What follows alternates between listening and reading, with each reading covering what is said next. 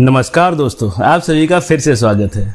आज हम जिस कहानी की बात करने जा रहे हैं उसका नाम है द बिग बुल। ये 8 अप्रैल 2021 को रिलीज हुई है डिज्नी प्लस हॉटस्टार पर। इसके मुख्य कलाकार हैं अभिषेक बच्चन और इलियाना डिक्रूज। ये कहानी आधारित है हर्षद मेहता के जीवन पर, या कहें कि हर्षद मेहता के जीवन से प्रेरित है तो ज़्यादा बेहतर होगा, क्योंकि ये कोई ऑफिशियल बायोग्राफी नहीं है, इसीलिए इसमें नाम भी बदल दिए गए हैं। हर्षद मेहता की जगह जो व्यक्ति है जिसकी ये कहानी है उनका नाम है हेमंत शाह। तो हेमंत शाह एक आम व्यक्ति है और कई नौकरियां कर चुका है और उसको अमीर बनना है।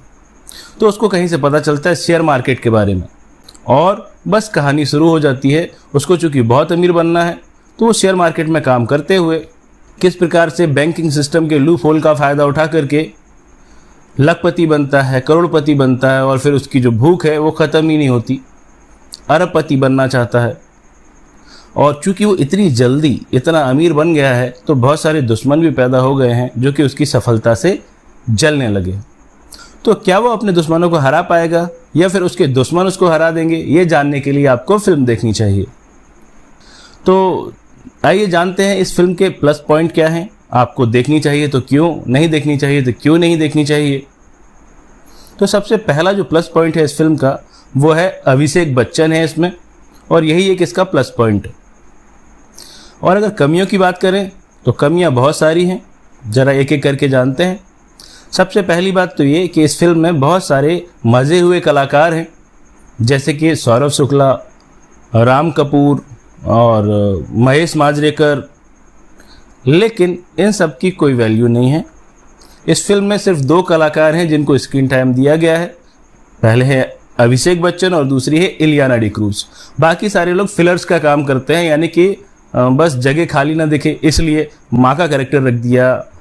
बाकी और कई सारे पत्रकार, पुलिस कर्मचारी, इन्वेस्टिगेटिंग ऑफिसर, इवन वकील, मतलब बाकी सभी लोगों का जो रोल है वो इतना है ही नहीं कि हम उनको समझ पाए, और ना ही उन लोगों की एक्टिंग हमें बहुत प्रभावित करती है। जो लीड एक्टर हैं उनकी अगर एक्टिंग की बात करें तो जो अभिषेक बच्चन का जो लीड कैरेक्टर है, चूँकि हमें ये नहीं बताया गया कि आखिर वो इतनी जल्दी इतना अमीर बन कैसे जाता है। कोई जो बारीकियाँ होती हैं जो कैरेक्टर डेवलपमेंट के लिए बहुत ज़रूरी होती हैं, जिनकी वजह से हम किसी कैरेक्टर से जुड़ पाते हैं, तो ऐसा कुछ दिखाया ही नहीं है। एक सीन में वो बहुत गरीब रहता है और अगले ही सीन में वो लखपति बन जाता है, बहुत बड़ा घर आ जाता है, गाड़ी आ जाती है, बहुत अच्छा ऑफिस बन जाता है।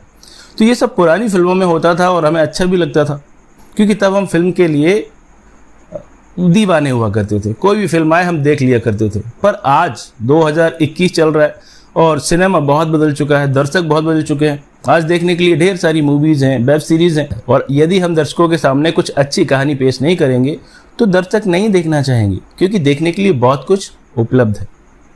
इलियाना डिक्रूज का जो कैरेक्टर है वो भी ठीक है, पर बहुत ज़्यादा प्रभावित वो भी नहीं करता। यानी कि कोई भी कैरेक्टर इस प्रकार से डेवलप नहीं किया गया है कि उसको हम समझ पाएँ, उसकी गहराई तक जा सकें, उसकी भावनाओं से हम जुड़ पाएँ, उसके दुखी होने पर हम दुखी हों, उसके खुश होने पर हम हंस पाएँ। ऐसा एक भी कैरेक्टर नहीं है। तो सीधी सी बात यह है कि कहानी ठीक से नहीं लिखी गई। कोई एक सिंगल डायलॉग ऐसा नहीं है जिसको कि आप याद कर सके, जबकि ये हर्षद मेहता के जीवन से प्रेरित है। बहुत कुछ अच्छा लिखा जा सकता था और लिखा भी गया है, उसकी भी बात करेंगे। अगर हम म्यूजिक की बात करें तो सिर्फ एक गाना है और वो हमें बिल्कुल भी प्रभावित नहीं करता, और वो गाना फिल्म में ना होता तो बहुत अच्छा रहता। अभिषेक बच्चन के कैरेक्टर की एक और बात जो कि मुझे अच्छी नहीं लगी वो ये है कि जो फर्स्ट हाफ में दिखाते हैं जब वो कि बहुत अमीर बन जाता है, एक आम आदमी से अमीर बनता है, तो 2-3 बार ऐसा हुआ है कि वो बड़ी ज़ोर ज़ोर से हंसता है, और वो जो हंसना है वो कहीं से भी प्रभावित नहीं करता। ऐसा लगता है ज़बरदस्ती ठूसा गया, यानी उस हंसने का कोई वजह ही हमें समझ नहीं आती कि वहाँ वो हंस क्यों रहा है। तो कुल मिला के मैं मानूंगा कि डायरेक्शन में बहुत कमियाँ हैं। ना तो ये कहानी ठीक से लिखी गई और ना ही ठीक से डायरेक्ट की गई। कई सारी चीज़ों को और बेहतर किया जा सकता था, क्योंकि इस कहानी में बहुत सारी ऐसी चीज़ें हैं जिनको कि दिखाया जा सकता था पर नहीं दिखाया गया। अब हम बात करते हैं इस कहानी की और इसको कंपेयर करते हैं एक दूसरी कहानी से। अभी कुछ समय पहले एक वेब सीरीज आई थी, नाम था उसका स्कैम 1992। वो कहानी भी हर्षद मेहता के जीवन पर आधारित थी। या फिर ये कहें कि ऑफिशियल बायोग्राफी पर ही आधारित थी, क्योंकि उसमें नाम भी वही थे, हर्षद मेहता के कुछ वीडियो फुटेज भी दिखाए गए थे।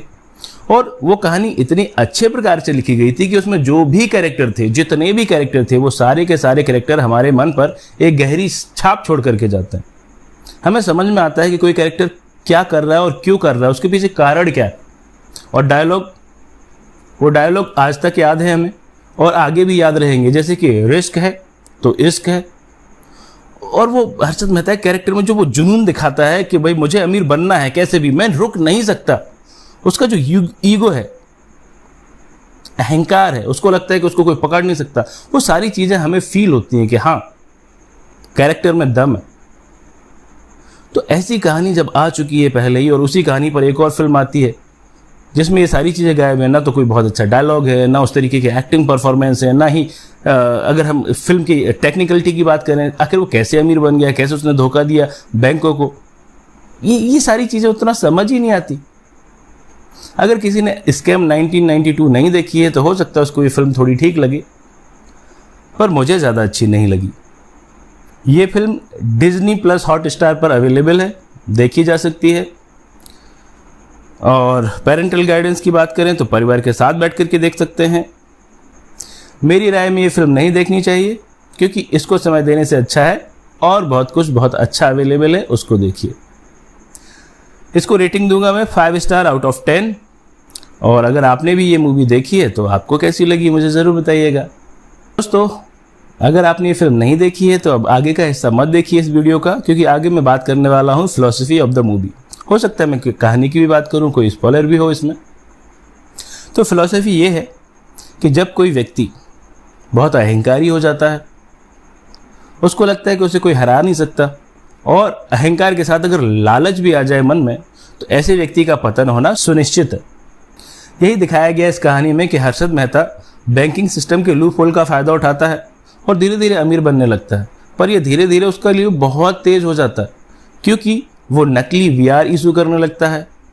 देखिए, लूप होल का फ़ायदा उठाना तक तो ठीक था, लेकिन नकली वीआर इशू करना और रुकने का नाम ही नहीं लेना, लाखों करोड़ों रुपयों का घोटाला करते जाना, तो आखिर कहाँ तक नहीं पकड़ा जाता ये व्यक्ति। तो अंत में वही हुआ जो कि इस प्रकार के लोगों का होता है। लालच हमेशा बुरी बला होती है, इसे नहीं करना चाहिए। और अहंकार का दामन पकड़ के आप ज़्यादा दूर नहीं जा सकते। अब थोड़ी देर के लिए सोचिए, अगर हर्षद मेहता लालच ना दिखाता, इतना अहंकारी ना होता, तो उसकी ये हालत नहीं होती। उसने पैसा कमाया था, आगे भी कमाता। उसकी वजह से काफ़ी परिवर्तन भी आए, जो कि ये फिल्म दिखाने की कोशिश करती है। और स्कैम 1992 देख करके, ये फिल्म देख करके ऐसा ही लगता है कि हर्षद मेहता गलत नहीं था, उसको फंसाया गया। चलो मान भी लेते हैं एक बार कि वो गलत नहीं था, लेकिन वो जो रास्ता अपनाया हुआ था उसने, वो तो गलत ही था। क्योंकि आप अगर झूठ के रास्ते पर चल रहे हैं तो वो बहुत लंबा नहीं हो सकता, किसी न किसी दिन आप पकड़े ही जाएंगे।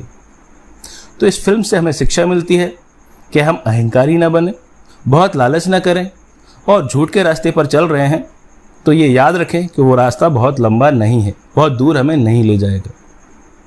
तो दोस्तों, इस कहानी से यही शिक्षा मिलती है।